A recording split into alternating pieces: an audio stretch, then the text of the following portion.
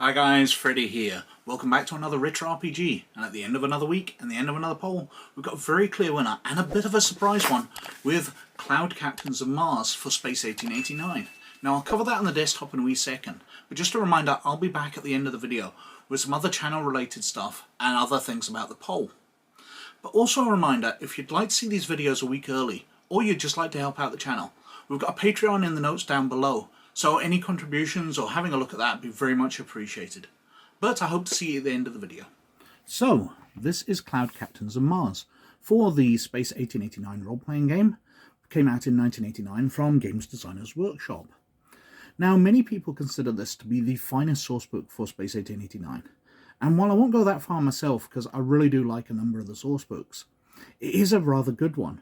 Because where some of the sourcebooks, like Steplords of Mars, which we've covered recently on the channel, is half sourcebook, half adventure. This is all sourcebook.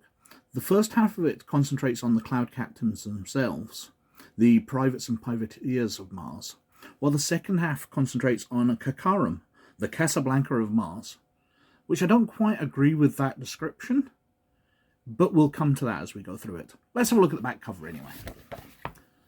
So, Cloud Captains of Mars. High amidst the lofty peaks of the Shistomik Mountains sits the rich and deadly city of Karkarham.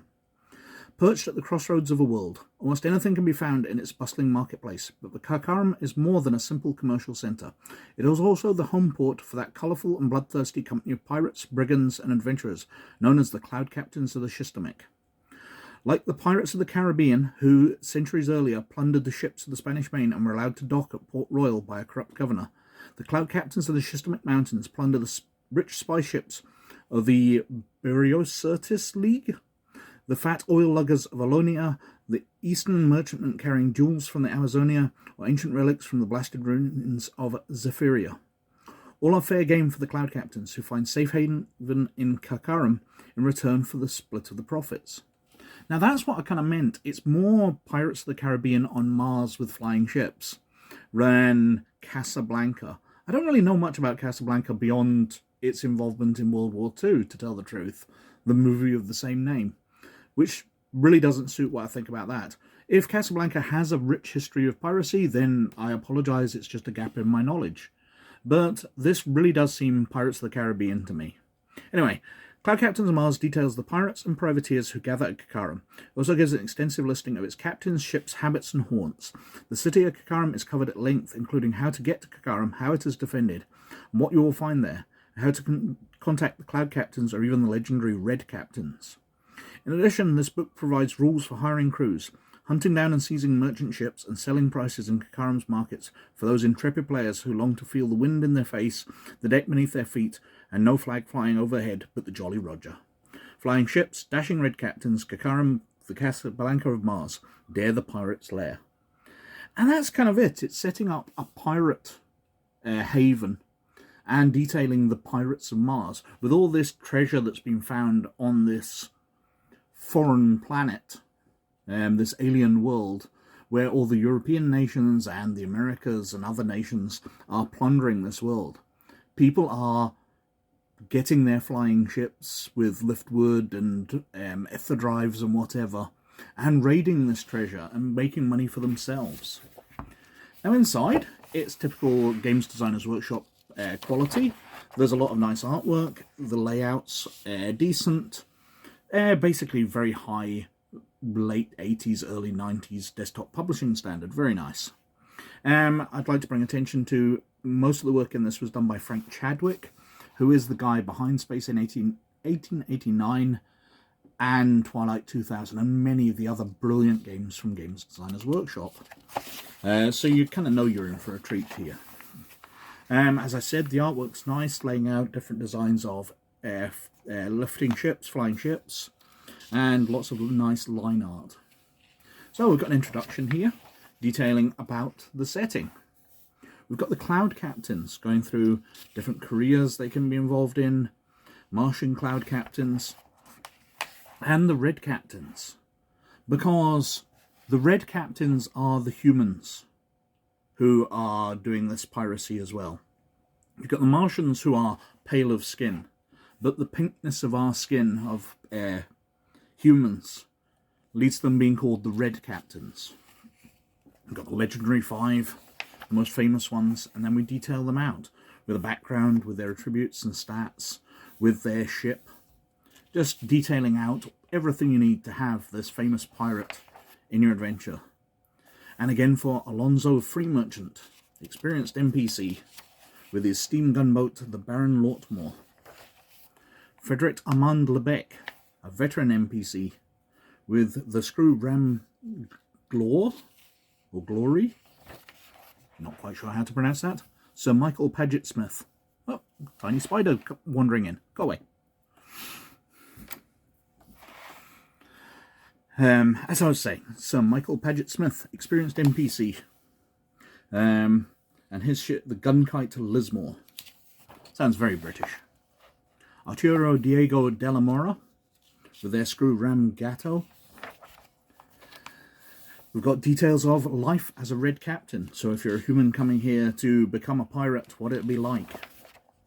Detailing through the Cloud Captains, what prize ships are. Then we've got the Cloud Captains themselves, the Martians who do this. Quatlatlani and the Black Dagger. Then we're on to aerial travel, how you get around on Mars. Shipboard life, detailing out everything along with an example vessel and the layout of the decks. And that's it for the ships. There's a lot of good information in there, but then we're on to Kokarum, a brilliant setting. A very corrupt city, population 90,000, government decadent prince, corruption very corrupt. And we go through how you arrive in it, where you're arriving by caravan, arrival by road, arrival by canal, arrival by flyer. Just telling you what it looks like. It's got the description here, and then where you're docking, all the procedures go through, the harbour master's office. Arrival over land, so climbing up the mountains to reach it. First sight of the city. The Levy path, scaling the cliff, task difficulties, and a rather lovely map of the city laying it out for us. With the royal district and the more corrupt parts where you're more likely to congregate. And it's detailing out the city districts, the high docks, the wet docks, because obviously you've got flying ships and then you've got canal ships because of the water canals of Mars. The catacombs, the inner city and the royal catacombs. And we're detailing some leaders, the rulers of Kokarum. Prince Tumani, Prince Sabat, Princess Aitibu, Prince Samam. We detail through the army, how things are made up, the palace batteries, high fort batteries, ravine fort, the army dispositions, the different breakdown of what battalions or legions there are within the army. We've got a selection of encounters. You're likely to be met by a thief or an assassin, different types of crime, thugs, just random encounters throughout the city, and then it details them. The players come upon a riot in progress. The players meet a Red Captain on the street, either one of the Legendary 5 or a Lesser Captain. Just random encounters as you travel around the city. Then we've got some suggestions for adventures. A Foul of the Secret Brotherhood, Promise of Revenge. Just lots of ideas how to use this setting, along with some places you might visit. And then, as we reach the end of the book, we've got a section on the Sky Galleons, because Sky Galleons on Mars was a separate skirmish game where you would battle flying ships against one another. Useful within the role-playing game for combat like that, but not essential. But the book details it, giving you different types of weapons and vessels to be used in Sky Galleons on Mars. And then we've got the little character sheets used in that game. Stats for the Lismore and the Gloire. And once again, in the back, we've got Temple of the Beastmen, an advert for one of the board games which came out. GDW really put a lot of support behind Space 1889.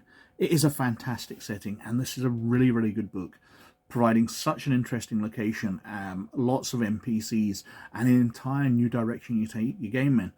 Taking your players from just being adventurers exploring the strange new world into cloud captains and red captains making their money on riches and fighting the rich to steal everything. So that was Sky Captains and Mars for Space 1889. And that dominated the poll this week with some 31% of the vote, coming a full 10% ahead of the number 2 position, which was Fields of Fire for Shadowrun 2nd Edition, which itself was only 1% ahead of Death's Dark Shadow for Warhammer.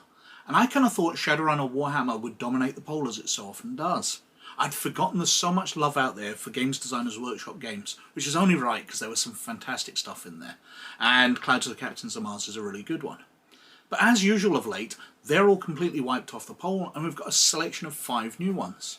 But as I've been working my way down up that bookcase and then down this one, we've come to the shelf which is mostly Rift stuff over here. So the poll is dominated mainly by Rift stuff. So we'll see how that works out.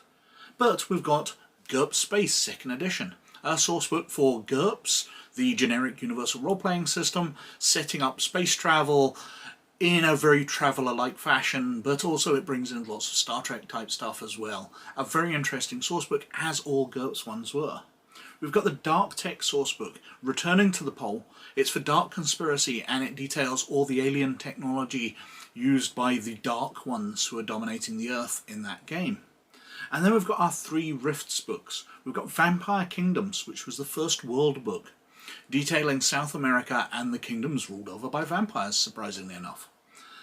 We've got Warlords of Russia, World Book 17. One of the later ones I've got. I think I stopped collecting them around about World Book 21. Detailing the state of Russia and most of Asia. And then we've got Sourcebook 2, The Mechanoids, an alien species which dominates a lot of stuff across the entire Palladium mythos, the selection of games. A really interesting style to it, and a very early sourcebook for Rifts. But we'll see how those do. Anyway, on other channel-related stuff, I've not got much going on. I've been insanely busy with work and insanely busy with family stuff, so I haven't had a chance for much else. So we'll keep the channel chugging along at the moment, and fingers crossed we'll get a chance to catch up with some more interesting stuff and extra stuff fairly soon. But anyway, I've been wittering on for far too long, so thank you very, very much for watching. But most of all, as always, you look after yourselves, and I'll catch you later. Bye now.